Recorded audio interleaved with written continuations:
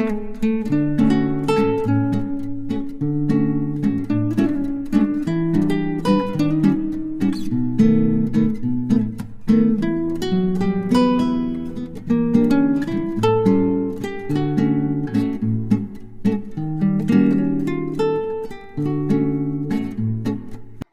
అండి, namaste. Welcome back to my channel Samyu blogs.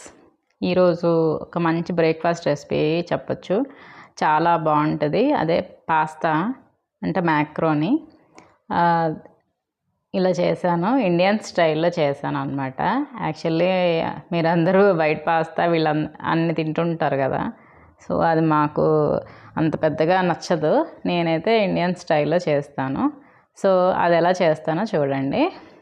ఇది pasta అండి. ఇది ముందుగా నేను వాటర్ని బాయిల్ చేసుకున్నాను. అందులో కొద్దిగా సాల్ట్, కొంచెం ఆయిల్ వేసి బాగా మరిగించుకోవాలి.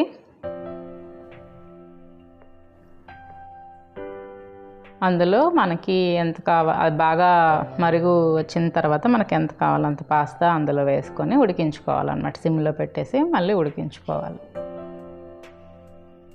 ఇలా మధ్య మధ్యలో కలుపుతూ ఉండండి, ఎందుకంటే అది కిందకి వెళ్ళిపోయి కింద అడుగున అంటుకుంటుంది గిన్నెకి. అలా గిన్నెకి అంటుకోకుండా మధ్య మధ్యలో ఇలా కలుపుతూ ఉండాలి. ఈ రెసిపీ అయితే మా ఇంట్లో అందరికీ ఇష్టమే, చాలా బాగా ఎంజాయ్ చేసి తింటాము. నాన్ వెజ్ పడిన రోజు ఎగ్ వేస్తాను, పడని రోజు క్యాప్సికమ్ వేస్తాను. యాక్చువల్లీ రెండు వేసుకొని చేయొచ్చు, బట్ ఈరోజు నా దగ్గర క్యాప్సికమ్ లేదు కాబట్టి ఓన్లీ ఎగ్తో చేశాను. చాలా బాగా వచ్చింది. ఇది మేము డిన్నర్ టైంలో కూడా చేస్తాము. ఈవినింగ్ అలా కొంచెం ఆకలిగా ఉంది అంటే ఇంకా 7 o'clock కల్లానే చేసేస్తాను. సో అప్పుడు చాలా బాగుంటుంది తినడానికి వేడివేడిగా. ఇంకా నేను కళాయి పెట్టేసుకున్నాను, అందులో ఆయిల్ వేసుకొని జీలకర్ర, ఆవాలు కూడా వేసుకున్నాను అనమాట. చెప్పాను కదా ఇండియన్ స్టైల్ అని, ఇంకా మొత్తం ఇండియన్ స్టైల్లోనే ఉంటుంది పాస్తా. సో సిమ్లో నేను ఇలా పాస్తా ఉడికించుకున్నాక ఒక 5-6 minutesలోనే అది మెత్తగా అయిపోతుంది. ఇంకా అప్పుడు నేను డ్రైన్ చేసేసుకున్నాను వాటర్ అంతా. ఇప్పుడు ఇంకా ఈ తాలింపు అన్నది ఫ్రై అయిపోయాక పచ్చిమిర్చి, కరివేపాకు వేసుకోవాలన్నమాట. ముందు పచ్చిమిర్చి వేసి బాగా ఫ్రై చేసుకోవాలి, అప్పుడే కారం అంతా ఆయిల్కి పట్టుకుంటుంది. ఇందులో నేను పొడి కారం కూడా వేసుకుంటాను, ఇంకా పచ్చిమిర్చి కారం, ఈ రెండు వేసుకుంటా, బాగుంటుంది. ఇంకా కరివేపాకు, ఉల్లిపాయలు కూడా ఈనలుగా కట్ చేసుకొని బాగా ఫ్రై చేసుకోవాలి. అంటే మరీ బ్రౌన్ కలర్లో అయిపోకూడదు, జస్ట్ సాల్ట్ అయితే సరిపోతుంది అన్నమాట. దీనికోసం నేను కొద్దిగా సాల్ట్ కూడా వేసి ఫ్రై చేసుకుంటాను.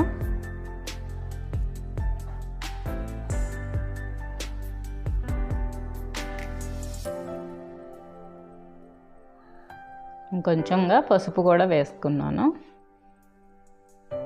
మీరు క్యాప్సికమ్ కనుక వేస్తే కనుక ఈ ఉల్లిపాయలు కొద్దిగా వేగిన తర్వాత క్యాప్సికమ్ని యాడ్ చేసుకోండి. సో నా దగ్గర లేదు కాబట్టి నేను వేసుకోవట్లేదు. ఇంకా నేను కట్ చేసుకున్న టమాటా 2 వేసుకున్నాను అన్నమాట. ఇవి కూడా బాగా ఫ్రై అయిపోవాలి. సో దానికోసం నేను మూత పెట్టి కొద్దిసేపు ఉడికించుకున్నాను. ఈ టమాటా కూడా కొంచెం స్మాష్ అయిపోయండి.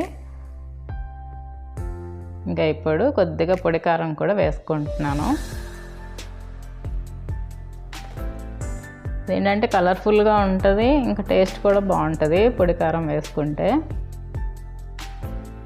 ఇంకా అంతా ఇలా ఫ్రై అయిపోయాక ప్యాన్లో చుట్టూరా పెట్టేసి మధ్యలో ఖాళీ పెట్టాను ఎగ్స్ వేసుకుందామని.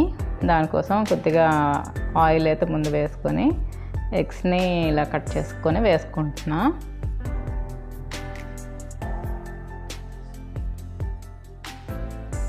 ఇంకా నేనైతే ఒక 3 eggs వేసుకున్నాను.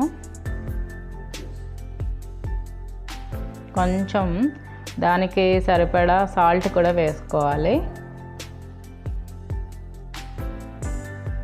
అంతా బాగా కలిపేసుకొని కొంచెం ఇక్కడ ఫ్రై అయిపోయిన తర్వాత మొత్తం అంతా ఒకసారి కలిపేసుకోవాలన్నమాట.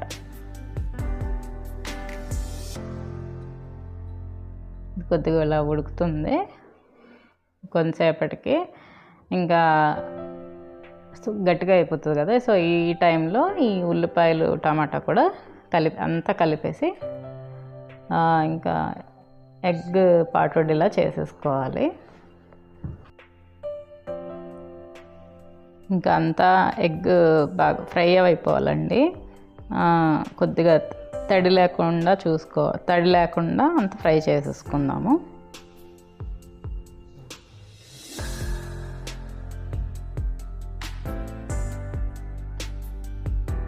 ఇంకా తర్వాత ఇప్పుడు నేను ముందుగా ఉడికించి పెట్టుకున్నాను కదా పాస్తా, అదంతా ఇందులో వేసేసుకోవాలి. ఇది బాగా ఉడికితే అతుక్కుంటుంది కదా, కానీ అలా కలుపుతూ ఉండండి, మొత్తం అన్నీ విడిపోతాయి. ఏం పర్వాలేదు, అలా కలుపుతుంటే అన్నీ విడిపోతాయి. చూడండి బాగానే విడిపోయాయి కదా. ఇంకా లాస్ట్లో కొద్దిగా పెప్పర్ కూడా వేసుకున్నాను. ఈ చలికాలంలో కొంచెం స్పైసీగా తింటే బెటర్ కదా, అందుకే నేను పెప్పర్ అయితే కంపల్సరీగా వేసుకోవాలి. నూడిల్స్లో కానీ పాస్తాలో కానీ పెప్పర్ వేస్తేనే మంచి టేస్ట్. ఇంకా నేను ఇక్కడ పచ్చిమిర్చి ఉన్నాయి కదా, అవన్నీ తీసేస్తున్నాను. సో అదండి ఫైనల్గా లుక్ అయితే బాగుంది కదా. ఇంకా క్యాప్సికమ్ వేసుకుంటే ఇంకా బాగుంటుంది. తప్పకుండా మీరు కూడా ట్రై చేసి చూడండి. ఈ స్టైల్లో అందరికీ నచ్చుతుంది. ఇంకా ఈజీగా డైజెషన్ కూడా అయిపోతుంది. ఇంకా ఇప్పుడైతే డీమార్ట్ నుంచి డెలివరీ వచ్చిందండి. గ్రాసరీస్ అన్నీ ఇలా పెట్టేశాను. ఇప్పుడు ఏంటంటే ఇవన్నీ ఈ బాస్కెట్స్లో సర్దుకోవాలి. నేను ఎలా సర్దుకుంటాను అన్నది మీకు చూపిస్తాను. ఇక్కడ మాకు కిచెన్లో ఒక సైడ్కి క్రాకరీ యూనిట్ వచ్చింది. పైనంతా సామాన్లు ఉంటాయి, కిందనొచ్చి ఇలా కింద ఖాళీగా ఉందన్నమాట. సో దీంట్లో నేను గ్రాసరీ అంతా సర్దుకోవాలి. సో చూసారు కదా, పైనంతా ఈ గాజు సామాన్లు ఉంటాయి. డిన్నర్ సెట్, బాక్సెస్ ఇవన్నీ పైన ఉంటాయి. కిందన ఇలాగా ఒక క్యాబినెట్ ఉంది, ఇందులో సర్దుకుందాము. ఇప్పుడు ఫస్ట్ ఆఫ్ ఆల్ ఏంటంటే నేను గ్రాసరీని ఎలా కాట్లో పెట్టుకుంటాను అన్నది మీకు చెప్తాను. ఎప్పుడైనా మనం ఒకరోజు ఇది మర్చిపోయాను అని ఇంతకుముందు ఏంటంటే ఒక బోర్డు ఉండేది, మ్యాగ్నెటిక్ బోర్డు, అది ఫ్రిడ్జ్కి అంటించి ఉండేది. దాని మీద రాసుకొని వెళ్ళేటప్పుడైతే ఇంకా పిక్చర్ తీసుకొని వెళ్ళిపోయేదాన్ని. ఇప్పుడు ఏంటి అంటే మనకి డీమార్ట్ రెడీ అనే యాప్ ఉంది కదా, ఆ యాప్లో ఏం చేస్తున్నాను, ఎప్పుడైనా మర్చిపోయిన వెంటనే ఆ మొబైల్ ఎప్పుడు మన చేతిలోనే ఉంటుంది కదా, ఒకసారి ఓపెన్ చేసి ఏం మర్చిపోయాను అన్నది, ఏమి లేవు అన్నది నేను డీమార్ట్ కార్ట్లో సెలెక్ట్ చేసుకొని కార్ట్లో పెట్టేసుకుంటాను అనమాట. అంటే ప్రతిరోజు ఏదైనా అయిపోయింది ఇంట్లో అంటే వెంటనే కార్ట్లో పెట్టేసుకుంటాను డీమార్ట్లోకి వెళ్ళి, యాప్లోకి వెళ్ళి. సో దానివల్ల ఏంటంటే మనం ఏది మర్చిపోకుండా అన్నీ అంటే ఒకేసారి మనం బిల్ చేసినప్పుడు ఏదో ఒకటి మర్చిపోతాం మామూలుగా అయితే, అలాంటి పరిస్థితి ఇప్పుడు రాదన్నమాట. అండ్ ఇంకేంటి అంటే నేను ఎవ్రీ మంత్ 2 times అన్నది డెలివరీ పెడతాను. 15 daysకి ఒకసారి 15 daysలో మనము ఎంతెంత కొంటున్నాము అంటే కందిపప్పు అనుకోండి ఒక 2 kilos, టీ ప్యాకెట్ ఒకటి, షుగర్ ఒక 1 kilo ఇలా పెట్టుకుంటాం కదా. ఒక 15 daysకి అవి అయిపోతున్నాయి అంటే జస్ట్ నెక్స్ట్ 15 daysకి నేనేం చేస్తానంటే వెంటనే రీఆర్డర్లో చూసేసుకుంటాను అనమాట. మళ్ళీ రీఆర్డర్కి వెళ్ళి అన్నీ టగటగడగా పెట్టేసుకుంటా. అంటే 15 daysకి ఎంత అవుతాయో నెక్స్ట్ 15 days కూడా అంతే అవుతాయి కదా. ఇంకా ఏమైనా ఎక్స్ట్రా ఉంటే ఇంకా పెట్టుకుంటాము. లేదు నాకు ఇది అప్పుడు అవసరం లేదు అంటే అది పెట్టుకోమన్నమాట. సో దానివల్ల అది కూడా అడ్వాంటేజ్ ఉంది రీఆర్డర్స్ వల్ల. సో అలా చేసినప్పటి నుంచి ఏంటంటే డైరెక్ట్గా షాప్కి వెళ్ళి కొనుక్కుంటే మనం అక్కడ కొనుక్కునేది 2-3 items కానీ, అంటే మనకు అవసరమైనవి 2-3 items కానీ అక్కడికి వెళ్ళి చూసాక ఒక 10 మినిమం 10 కొంటాం అన్నమాట. అలా ఉంటాయి షాప్లోకి వెళ్తే, అంటే బిల్ అన్నది డబుల్ అయిపోతుంది. సో ఈ ఆన్లైన్ డెలివరీస్ వల్ల ఏమవుతుందంటే అదంతా తగ్గిపోయి మనకు అవసరమైంది మాత్రమే కొంటున్నాము. ఇంకా ఎప్పుడైనా నేను అసలు డీమార్ట్కి అప్పుడు రెగ్యులర్గా వెళ్ళేదాన్ని. అలాంటిది ఇప్పుడైతే ఒక 2-3 ఇయర్స్ అయిపోయింది నేను వెళ్ళి. ఎంచక్కా నేను ఆన్లైన్ యాప్లో పెట్టేసుకుంటున్నాను. సో దానివల్ల నాకు చాలా మనీ అయితే సేవ్ అయింది. మీరు కూడా తప్పకుండా ఇలా ట్రై చేయండి. ఇప్పుడు ఏంటంటే ఈ గ్రాసరీ అంతా అంటే నా దగ్గర ఉన్న పాతవి కూడా ఉన్నాయండి. పాత గ్రాసరీ కూడా నేను సర్దుకుంటున్నాను. ఇక్కడ ఏంటంటే ఇలాంటి బాక్సెస్ తెచ్చుకున్నాను నేను డీమార్ట్లో. ఇప్పుడు ఆ క్యాబినెట్లో అన్నీ అలా ఫ్రీగా వేసేస్తే అవి ఏంటంటే ఒకదానికొకటి సరిగ్గా ఉండక పడిపోతుంటాయి, మన డోర్ తీసినప్పుడల్లా పడిపోతుంటాయి. సో అలా కాకుండా ఇలా బిన్స్ లాగా కొనుక్కున్నాను అనమాట. ఇది ఒక్కొక్కటి ఎంత ఉంటుంది, మహా అయితే 100 రూపాయలు ఉంటుందండి అంతే. దానికి కరెక్ట్గా అది నా క్యాబినెట్లోకి సరిపోతుండడం వల్ల నేను అవి కొనుక్కున్నాను. ఇందులో కూడా ఎలా సర్దుకుంటాను అంటే షుగరు, టీ పౌడరు, సాల్ట్ ఇలాంటివన్నీ ఒక దగ్గర. ఇంకా టిఫిన్కి సంబంధించినవన్నీ అంటే గోధుమ నూక, సేమియా, అటుకులు, వరి నూక ఇలాంటివన్నీ ఒక బిన్లో. ఇంకా తాలింపు సంబంధించినవన్నీ అంటే ఆవాలు, జీలకర్ర, మెంతులు, ధనియాలు, ఇంకా వాము ఇలాంటివన్నీ ఒక దగ్గర. అంటే గరం మసాలా ఇలాంటివన్నీ దినుసులన్నీ ఒక బిన్లో. ఇంకా ఆయిల్స్ అన్నీ ఆయిల్ అన్నది మళ్ళీ సపరేట్గానే ఉంటుంది. ఇంకా డ్రై నట్స్, పాప్కార్న్ సీడ్స్ ఇలాంటివన్నీ, ఎండుమిర్చి ఇలాంటివన్నీ ఒక దగ్గర. అలా పెట్టుకుంటే ఏమవుతుందంటే మనకి ఏది కావాలో అది కూడా ఫాస్ట్గా మనం ఆ బిన్ దగ్గరికి వెళ్తే తెలిసిపోతుంది అనమాట. ఈ బిన్లోనే ఉంటాయి, ఇంకెక్కడ ఉండవు అనేసి. అలా అనుకొని ముందుగానే సర్దుకొని మనం ఇలా అరేంజ్ చేసుకోవాలి. ఇంకా నేనైతే ఈ కందిపప్పు, మినప్పప్పు, శనగపప్పు, పెసరపప్పు ఇలా పప్పులన్నీ కూడాను నేను ఫ్రీజర్లో పెట్టేస్తాను. ఎందుకంటే ఎప్పుడైనా పాడైపోయే ఛాన్సెస్ అయితే చాలా ఎక్కువ ఉన్నాయి. అందుకే అవి ఎప్పుడు ఫ్రీజర్లోనే ఉంటాయి. ఇంకా ఈ జొన్నలు, సజ్జలు ఇలాంటివి, ఇంకా మిల్లెట్స్ అలాంటివి కూడా నేను డీప్ ఫ్రీజ్లోనే పెడతానండి.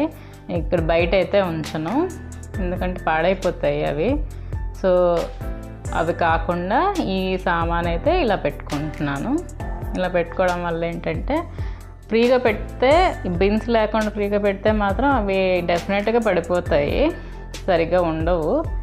నేను ఆల్రెడీ యూజ్ చేసినవి కూడా ఉన్నాయి కాబట్టి అవి ఇవి కలిపి పెట్టేస్తున్నాను అన్నమాట. ఇలాగా ఇక్కడ ఆయిల్ పెడుతున్నాను కాబట్టి కిందన పేపర్ వేసుకొని ఆయిల్ పెట్టుకున్నాను. ఇంకా అలా సర్దుకున్నాక బోల్డ్ ప్లేస్ ఉంది. ఇంకా ఏమైనా కొత్త ఐటమ్స్ వచ్చినా కూడా ప్రాబ్లం లేదు, హ్యాపీగా సర్దుకోవచ్చు. ఇదేంటంటే అల్యూమినియం ఫాయిల్, ఇంకా బొబ్బట్లు చేసుకుంటాం కదా ఆ పేపర్ అన్నమాట. అవి కూడా ఇక్కడే ఉంటాయి. సో నా గ్రాసరీ ఆర్గనైజేషన్ అయితే ఇదండి. ఇలా ఆర్గనైజ్ చేసుకోవడం వల్ల మనం ఎప్పుడైనా ఏదైనా కొనాలి అన్నప్పుడు ఒకసారి అంటే ఇంకా ఆర్డర్ పెట్టేయాలి అన్నప్పుడు ఒక్కసారి ఇక్కడికి వెళ్ళి అన్నీ చెక్ చేసుకుంటే ఈజీగా ఉంటుంది. ఏమి లేవో అవి ఆర్డర్ పెట్టుకోవచ్చు మనం. సో ఫైనల్గా అయిపోయిందండి, సర్దుకోవడం అయితే అయిపోయింది. సో అదండి ఈరోజు నా గ్రాసరీ ఆర్గనైజేషన్. ఇంకా నేను ముందుగా చూపించాను కదా బ్రేక్ఫాస్ట్ రెసిపీ పాస్తా, తప్పకుండా ట్రై చేయండి, చాలా బాగుంటుంది. పిల్లలు కూడా బాగా ఎంజాయ్ చేస్తారు. దట్టు అది వేడివేడిగానే తినాలి, చల్లగా అయితే అసలు బాగోదు. సో మళ్ళీ నా వచ్చే వ్లాగ్లో మళ్ళీ కలుద్దాం. అంతవరకు bye, thank you, take care, please subscribe my channel.